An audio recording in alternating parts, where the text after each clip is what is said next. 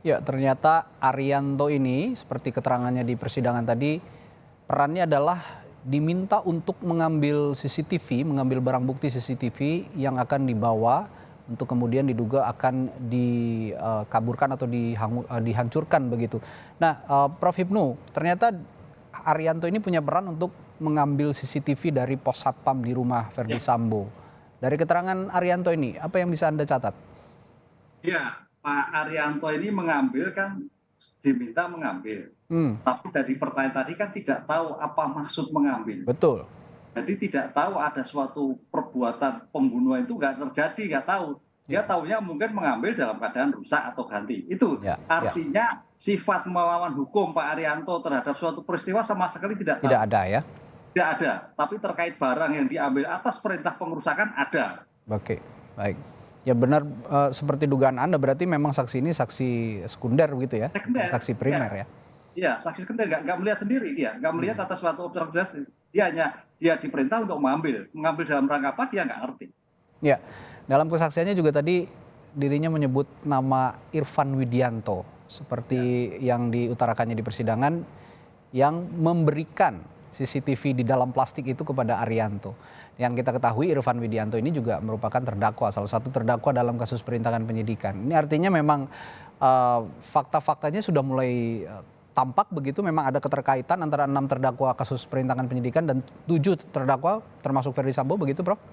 ya, ya. Memang untuk obstruction of justice tampaknya nanti itu lebih dulu putusannya, Mas. Oke. Karena Hmm.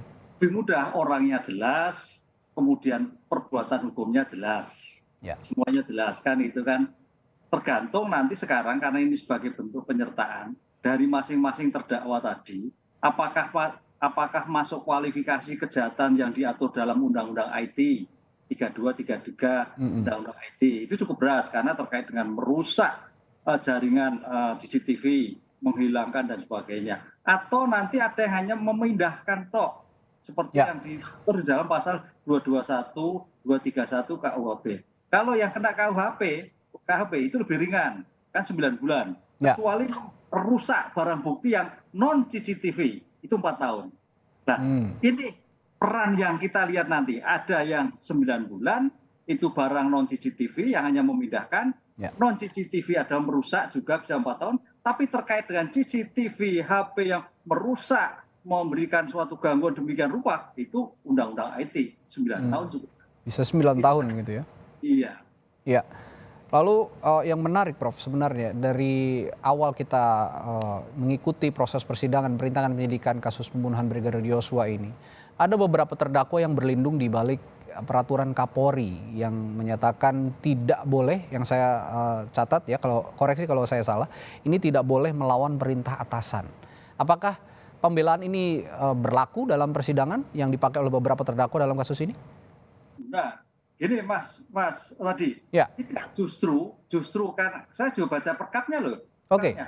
oke. Jadi suatu perintah Mhm. ketika itu perintah bertentangan dengan undang-undang, bertentangan kepatutan ditolak. Oke. Artinya masing-masing sebagai obstruction of justice tidak mau menolak. Harusnya dia bisa menolak loh. Ini barang bukti loh. Sedangkan kalau para terdakwa sendiri memeriksa pun harus hati-hati, harus dengan garis lain kepolisian.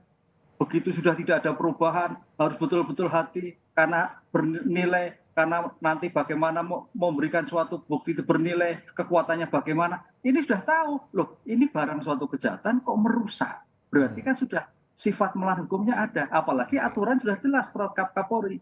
Tidak boleh sepanjang perintah itu melanggar aturan, Hmm. ketentuan ditolak. Nah, Oke, artinya bisa saja begitu ada perintah untuk melanggar aturan itu dari siapapun itu, baik mulai dari Verdi Sambo ataupun Hendra Kurniawan sampai ke bawahnya, bisa saja yang diminta atau disuruh untuk melawan hukum itu langsung menolak pada saat itu juga ya, Prof ya? iya, karena ini kan Polri kan organisasi sipil, bukan Oke, organisasi militer. Militer pun hanya dalam keadaan perang itu nggak boleh menolak. Kalau dalam keadaan situasi damai ya berarti harus dijelaskan karena mungkin keliru. Kan itu loh. ya, Ini yang harus kita pahami bersama, suatu perintah-perintah itu harus diartikan sebagai bentuk perintah-perintah yang berdasarkan pada aturan, asas kepatutan. ya, Nah itu sepanjang itu ya harus disampaikan paling tidak disampaikan. Makanya kalau Mas Radhi melihat terkait pembunuhannya R itu agak bagus, berani menolak, tidak kuat. Nah itu bagus kan itu loh. Ya, Ricky Rizal maksudnya ya? Ya Ricky Rizal. Ya. Ini dia diperintah pada saat itu Ferdy Sambo untuk menembak Yosua tapi menolak ya. Ya, Meskipun memang ada alasan kedekatan di balik itu. ya, Dari Ferdy Sambo dan juga Ricky Rizal sudah kenal cukup lama pada saat mereka bertemu di Ferdy Sambo bertugas di Polres Brebes. Ya, Prof, lalu kita bahas juga soal beberapa kesaksian dari saksi-saksi yang dihadirkan di sidang obstruction of justice sebelumnya. Ini apakah sudah makin melengkapi atau masih jauh dari kata lengkap untuk membungkus perkara ini? kalau saya melihat masih jauh. Masih jauh ya? Masih jauh. Saksi di sini adalah saksi baru memahami tentang bagaimana tadi ritme suatu persoalan, bagaimana kehidupan, bagaimana S, bagaimana P, dan sebagainya. Belum masuk bagaimana cara melakukan. Makanya dalam suatu pengungkapan suatu peristiwa itu ada beberapa pertanyaan. Sekarang yang pertanyaan itu, apakah yang terjadi? Oh, pembunuhan. Kan itu, Mas. Ya. Dalam konteks terjadi pembunuhan berarti kita penegak hukum mencari apa yang terjadi pembunuhan, bagaimana keluarga yang bersangkutan, bagaimana saksi yang bersangkutan. Nah, belum masuk terjadi juga nanti dengan cara apa yang dilakukan itu belum. Nah, dengan cara itu menarik nanti kalau dengan cara itu kan, dengan cara tembaknya itu. Kapan itu dilakukan? Nah itu. Bila mana itu dilakukan? Nah, pertanyaan-pertanyaan itu rupanya nanti akan terus mengalir di dalam pembuktian-pembuktian ini. Walaupun memang itu tidak urut, tapi paling tidak dari pertanyaan-pertanyaan tentang pembuktian itu menjadikan memformulasikan atas suatu peristiwa, oh pelakunya adalah X.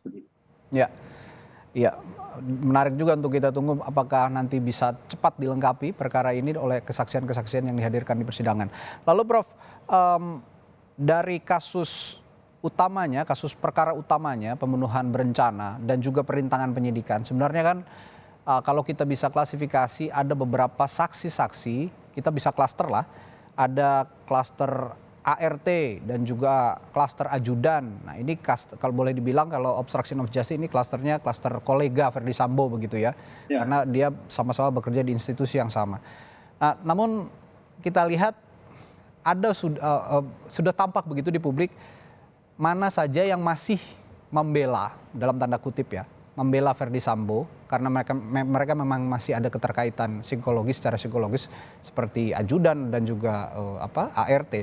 Tapi yang menarik adalah klaster kolega ini. Anda melihat apakah kita berbicara relasi kuasa kembali, apakah mereka ini masih dalam upaya untuk membela Ferdy Sambo atau sudah menyelamatkan dirinya masing-masing? Tapi jangan dijawab dulu Prof Hipnu, kita akan bahas ini setelah jeda, tetaplah di Breaking News Kompas TV.